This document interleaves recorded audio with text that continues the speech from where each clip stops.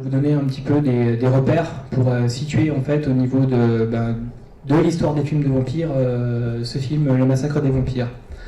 Donc il faut savoir qu'au début des années 50, Universal commençait un peu à user à tort et à travers des créatures surnaturelles, donc des Universal Monsters. Après avoir donné vie à chacune des créatures indépendamment, le Dracula, le Frankenstein, Fantôme de l'Opéra et ainsi de suite, on a eu droit à des mash-ups. Donc on a deux films qui s'appellent House of Dracula et House of Frankenstein, où Dracula est joué par quelqu'un d'autre que Bela Lugosi, en fait il est joué par Carradine. Et ça commençait déjà à sentir un petit peu pas bon pour ce genre de film-là, parce qu'on sentait vraiment que les scénaristes étaient en perte de vitesse et ils voulaient un peu tirer le filon jusqu'au bout. Dans la suite, ils sont allés jusqu'à faire des parodies et des films comiques. Donc je pense notamment à Abbott et Costello qui rencontrent Frankenstein. Donc c'est deux comiques dans l'esprit de Arnold et Willy, non, du Gros et du Petit, de Laurel et Hardy, voilà.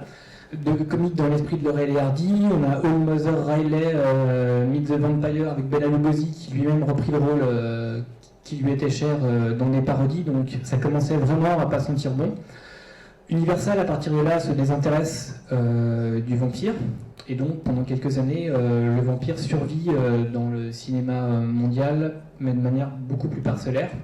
Et finalement, le retour en grâce du vampire, on le voit dès 57, en Angleterre cette fois-ci, donc on change de continent, avec la Hammer, et avec donc Horror Dracula, qui est finalement le retour en grâce des créatures du panthéon gothique. Donc ce qu'il faut savoir, c'est que la Hammer, du coup, avait un deal avec Universal, de manière justement à pouvoir reprendre en main les licences de ces monstres-là. La Hammer, pour autant, c'est le début, parce qu'en parallèle, dans les autres pays d'Europe, en Espagne, en France, en Allemagne, en Italie, les cinéastes aussi, à ce niveau-là, vont s'intéresser à ces créatures-là.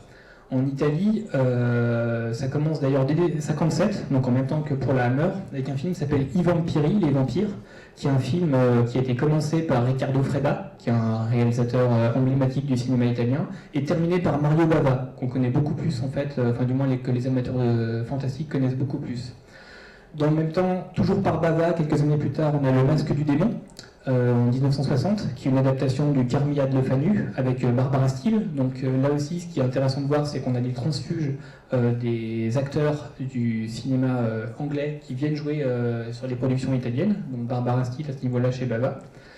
À partir de là, le cinéma italien commence à s'intéresser fortement aux différents genres de l'imaginaire, donc aux genres tels qu'on les envisage au niveau du cinéma. Donc fleurissent des westerns, des peplums, du fantastique, des polars, donc ce qui plus tard devient du giallo en fait au niveau du cinéma italien.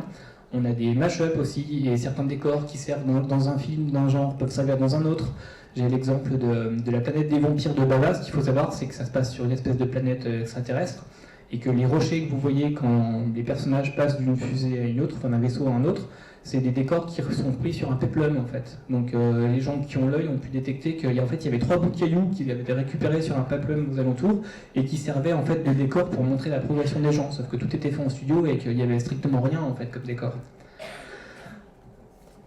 Donc le vampire à ce niveau-là va commencer à s'imposer aussi au niveau du cinéma italien. On a coup sur coup plusieurs films qui du coup vont mettre en scène les buveurs de sang. On a l'Ultima Preda del Vampiro de Regnoli en 61, Il Mosto dell'Opera de Paul Zelli en 64, La Crypta dell'Incubo, donc la crypte du vampire de Mastro Cinque en 64, avec Christopher Lee. Donc du coup on a ici aussi le retour d'un transfuge du cinéma de la Hammer, le fameux Dracula, qui cette fois-ci joue le père de Laura, parce que la crypte du vampire c'est l'adaptation du Carmilla de Le Fanu. On a aussi Il Plenilunio delle Vergini de Solvay en 73, qui sont donc des exemples assez représentatifs avec une charge érotique assez poussée. Et avant même que la Hammer commence à érotiser son cinéma, les Italiens, eux, vont y aller directement On fait toujours appel à des actrices comment dire, assez plantureuses. Généralement, il y a beaucoup de femmes, très souvent en nuisette dans les films, bizarrement. Et très souvent, il y a un vampire, mais il y a une ribambelle d'actrices. Alors, c'est soit des danseuses, soit des chanteuses. Et c'est un motif qui se répète beaucoup dans ce cinéma italien. Donc, le Massacre des vampires qu'on va voir ce soir arrive donc en 62 et du coup est assez représentatif de tout ce que je viens de dire, donc ce qu'on pourrait appeler le moule du vampire italien. Le réalisateur, Roberto Mori, a 6 films à son actif à ce moment-là. Donc il a déjà touché à du film de serial killer, il a fait des films de mafioso, il a déjà fait des films de vampires, donc Il Segno del Vendicatore et Il Pirata del Diavolo, avec Walter Brandi, qui est un des acteurs du film, et avec aussi Dieter Epler, qui est aussi un des acteurs du film. Donc ils recyclent aussi à ce niveau-là leur propre finalement casting. Par la suite, il a eu une carrière relativement longue, qui l'a amené à davantage explorer le genre dans ses moindres retranchements, vu qu'il termine sa carrière avec 2 films qui sont Anatomia di Incubo et Porno Killer, qui sont un film érotique et un film porno. Donc pour le coup, on peut dire que c'est un vrai touche-à-tout. Walter Brandi, parce que c'est l'un des personnages principaux de ce film, c'est quelqu'un à considérer quand on s'intéresse au cinéma italien, notamment sur le thème du vampire. C'est un des acteurs italiens incontournables de l'époque. Il a tourné dans 4 films de vampires que j'ai cités tout à l'heure. Ce qui en fait quelque part la réponse transalpine à Christopher Lee. Donc c'est le Christopher Lee italien. On va peut-être pas s'emballer plus que ça. C'est une espèce de réponse à Christopher Lee. On ne peut pas dire que le charisme soit identique, mais l'acteur a montré un intérêt assez récurrent, du moins les réalisateurs ont souvent fait appel à lui pour jouer dans ce type de film. À la base, c'est un mec qui vient du péplum.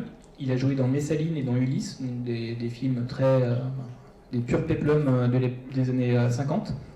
Et il passera totalement derrière la caméra en 77. Pour parler du film, la Strage dei Vampiri, donc le massacre des vampires, vous allez voir, c'est des ambiances gothiques assez classiques. Il y a un château, on a beaucoup de repères musicaux, la thématique de la musique est assez présente. Il y a un érotisme assez macabre qui parcourt le film. On a donc 3 personnages archétypiques, je ne vais pas vous spoiler la trame, je vous rassure. Il y a 3 personnages archétypiques, il y a un personnage féminin assez sexy, donc fidèle au genre, à la sauce italienne, donc Graziella Granata, que ceux qui connaissent un petit peu le personnage, Don Camillo au cinéma ont déjà vu, parce qu'en fait elle joue Nadia, c'est le personnage féminin principal dans Don Camillo en Russie, donc on retrouvera dans un autre genre complet l'héroïne un peu plus tard. Et donc son mari est joué par Walter Brandi, dont j'ai parlé tout à l'heure, le vrai faux Christopher Lee espagnol. Et le bad guy est joué par Dieter Epler, donc c'est un acteur allemand que lui on a aussi beaucoup vu au cinéma et surtout en télé, parce qu'il joue dans Derrick, il a joué dans Tatorte, il a joué dans La Clinique de la Forêt Noire, il a joué dans Le Renard. Donc toutes les séries polars que vous aviez la chance de croiser en zappant le dimanche ou en semaine durant il y a 10-15 ans en zappant sur la 2, vous avez de fortes chances d'avoir croisé ce petit monsieur à l'écran. Donc, ce que j'aime bien aussi, ce que j'ai pu découvrir aussi en m'enseignant autour du film, c'est que lors de sa sortie en salle initialement, on va terminer là-dessus, le film est sorti dans les salles, pour ainsi dire, midi-minuistes de Paris. Donc, il est sorti au Grand-Duc, qui était une des salles justement où toute la faune midi-minuiste évoluait justement autour de ces cinémas de genre. Et du coup, je pense que c'est un bon miroir à la programmation d'hier, en fait, et donc à l'intervention qu'a pu faire Nicolas à ce niveau-là. Eh bien, bon film!